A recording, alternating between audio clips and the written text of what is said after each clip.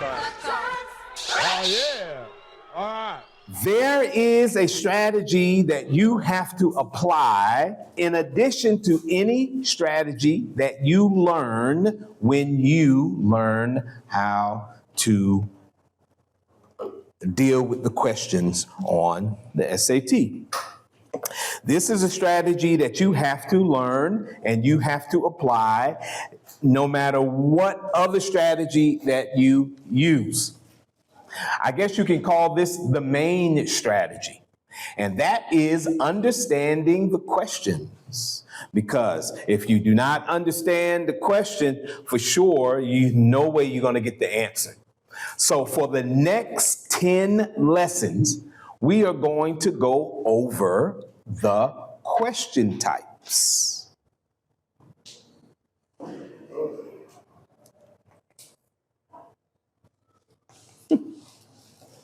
Okay, so before we start talking about the question types, let's talk about the two most difficult question types.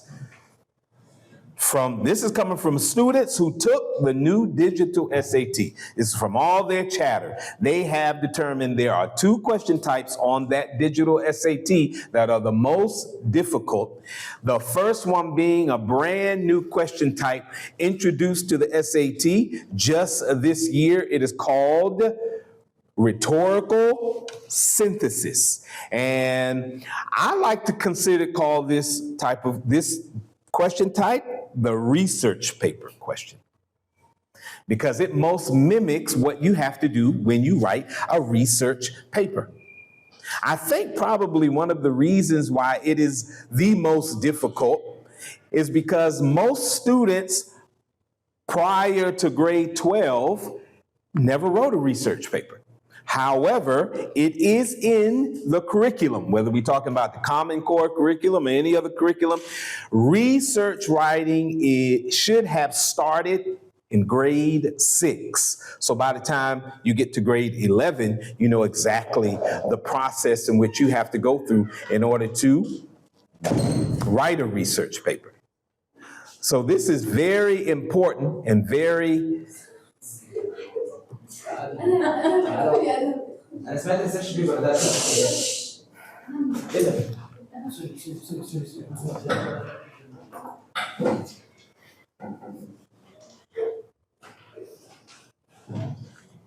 Okay, so like I said, this is the research paper question, if there ever was one. And this, students, what they find difficult concerning this question type is the fact that it's asking them to combine information. You're given a set of notes, you're given a goal with those notes, and you are asked to select the answer choice that best achieves the goal. Now, this is very different than your standard grammar question. We call this a question that deals with the nuances of the language. In other words, this is a question type that asks you to do something with all those rules you learned. And that's probably why students have the most difficulty with this type of question. This really tests your ability to navigate a writing assignment. And it's interesting how they set it up. And I think they did a really good way to figure out how you write without having you to write anything. It's an excellent question type. So for those of you who hate writing extended discussions, research essays, or essays in general, you're going to struggle with this, because that means that you never had to practice in organizing information and organizing your thoughts. So it's going to be a difficult question for you. The next one is the inference question. And this has historically been, I don't care how many years you go back, this has historically been the most difficult question type for students on the SAT. And of course, as usual, it used to be number 1, but now it's number 2. And the most difficult of the most difficult historically are inference questions dealing with paired passages. They kind of take the top spot, but I'm assuming that that is no longer the case because of the rhetorical synthesis questions. Anyway, let us continue. All questions on the reading, writing section of the SAT can be broken into two categories. That is, evidence-based questions and analytically based questions. All of them can be broken into two categories.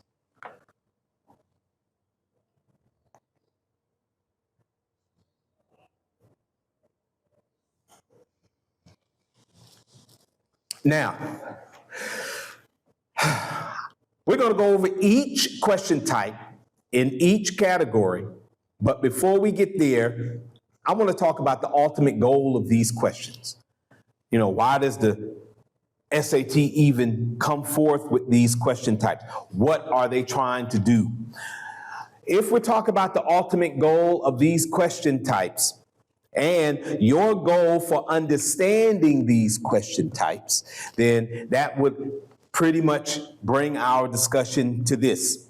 Number one, learning the uniqueness of each question. If you don't learn what each question is uniquely asking you, or in the unique way it is asking you, then you are not going to be able to decipher one question from another. And if you never be able to understand the uniqueness of each question, then you'll never be able to understand which questions do you find easy and which questions do you find difficult. And if you can't determine that, then there's really no way for you to prepare for what's going to come. Understanding which questions you have no problem with and understanding questions that you have a big problem with allows you to enhance your time management. Because if it's a question type that you know you struggle with, then of course you're going to spend more time on it. If it's a question that you know that you don't struggle with, then you're going to spend less time for it, leaving more time for the ones that you have difficulty with. So understanding the uniqueness of each question and understanding that it is a particular type of question, then you can significantly improve your preparation. There are wordings. Each question has particular words in them that give away which type of question it is. Once you learn the wording of the question types, it'll be easy for you to identify it and then to determine, okay, is this the type of question that I find easy or is this type of question I find difficult? And then you can manage yourself, your time management as you take the test. There are some skill sets that you have to master. There are some skill sets that you not have to master. Let me change that. There are some skill sets that you should have mastered before you even sat down to do your first preparation. And those skill sets actually you learned for over 10 years. I want to talk about those first, even before we get to the question types. Number one, reading closely. Let's talk about reading closely. Now, reading closely is something that you have been learning how to do since you began reading. Because the purpose of reading is for you to remember things. And the only way that you're going to remember anything is that you have to read it closely. Now, obviously, the difference between your reading in first grade and your reading in 10th grade is tremendous. Each grade increased your requirement for paying close attention to what you have read. By the time you got to the 11th grade, you learned how to decipher between explicit and implicit information. And you learned how to extrapolate in dealing with those.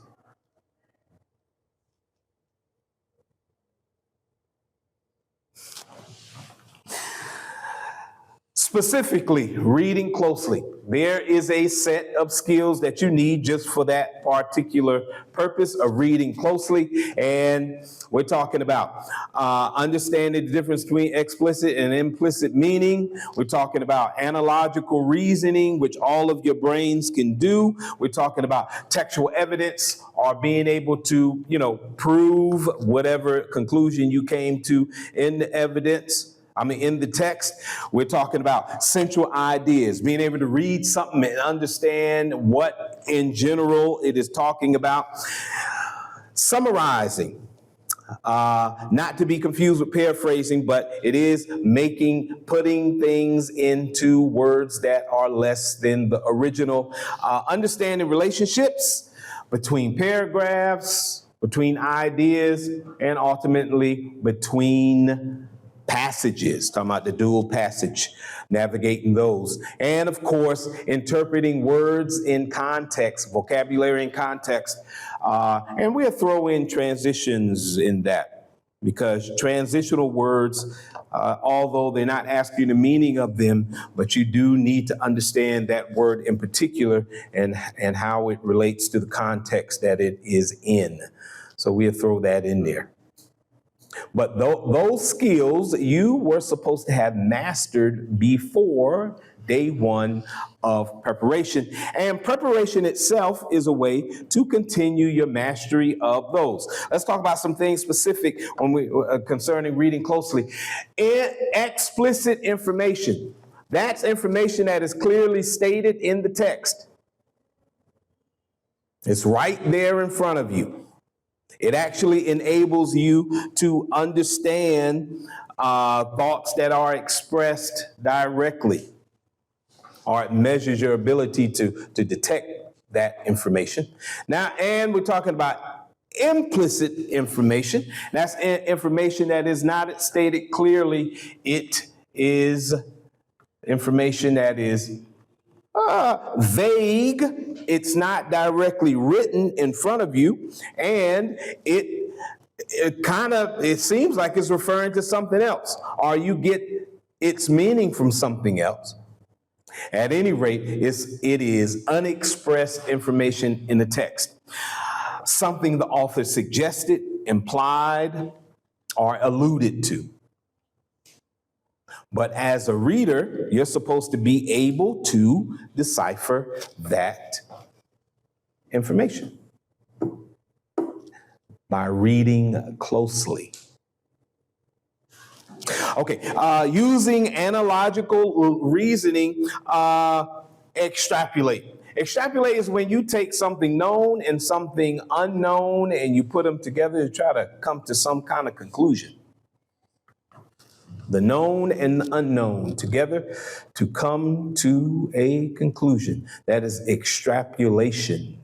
And the question types that involve this analytical reasoning, analytical analysis, that's exactly what the question is asking you to do.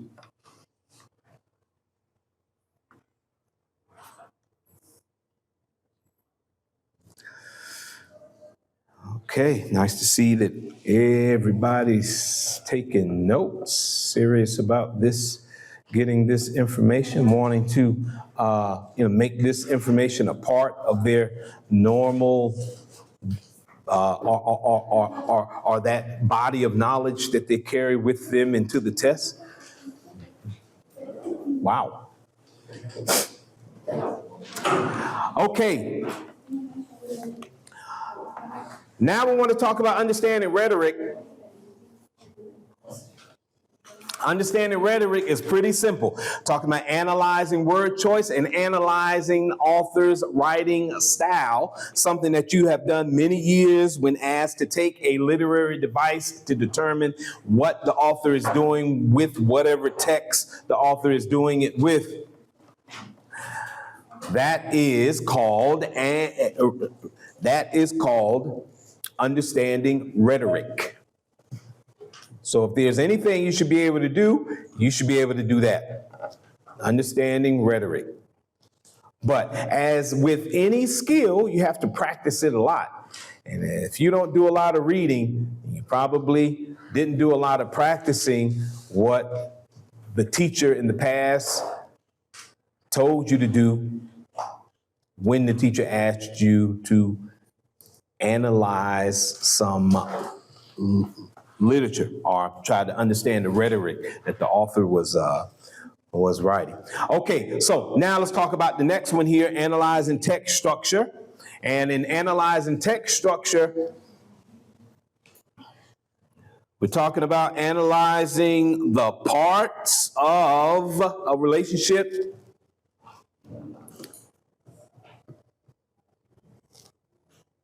and how the parts relate to the whole. We could put that in another way.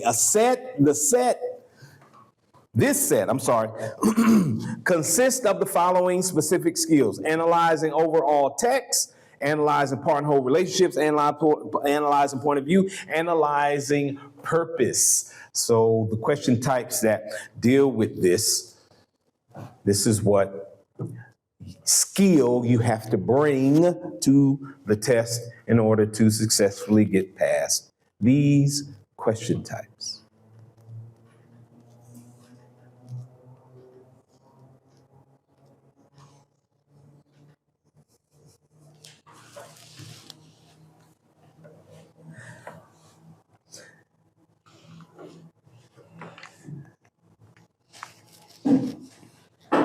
All right. Okay. So now let's talk about analyzing arguments, because, of course, as an author, especially in nonfiction, there's a whole lot of arguing going on, a whole lot of claims and positions taken and proven, so forth and so on. These questions focus on analyzing the argument for content and structure. This set obviously consists of the following skills: analyzing claims and counterclaims, assessing reasoning, and analyzing evidence. And that is the evidence the author used in order to support his or her claim or position. And I think the thing that they are assuming, that if you can identify evidence, then you can also use evidence when you write. So they don't necessarily need to see if you can write. They can ask a question, and if you're able to answer that particular question concerning evidence, then they can, just say, well, then they know how, they see it done, so that means that they can do it. Although I think that they should bring back writing to the SAT, but who am I? Who am I? Okay, last but not least, synthesis of information. Synthesis of information. All right, so synthesis of information. These questions, of course, focus on synthesizing multiple sources of information. You can also throw in there the graph questions. That would be definitely a part of that. And the new question, rhetorical synthesis. Because you have to take more than one item and put it together in order to come to some kind of conclusion. Analyzing multiple tests, analyzing quantitative information from different sources, and of course, the graph to the passage, or in my new favorite, the research paper questions, taking multiple notes and being given a goal to, figure out what the author, or what as an author you would do with those notes.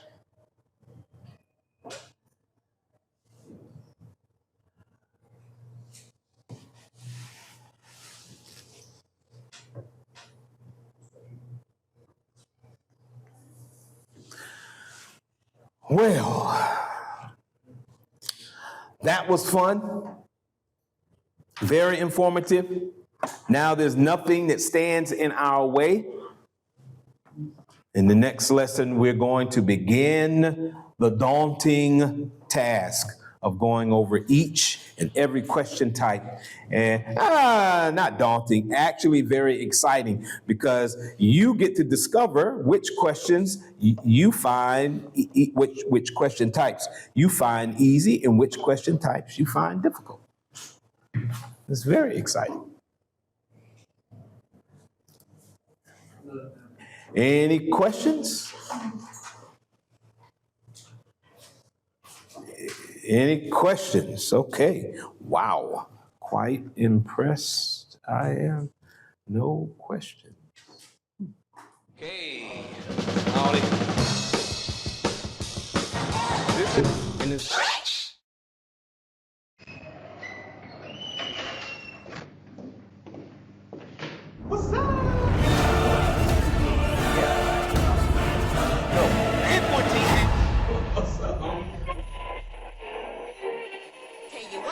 A person who believes that this wasn't set up by our own government is an idiot. Everybody's gone out of their mind. Welcome to Mr. Quick's class.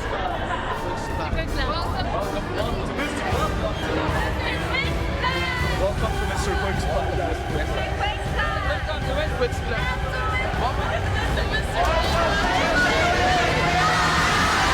Welcome, Mr. Quick's class.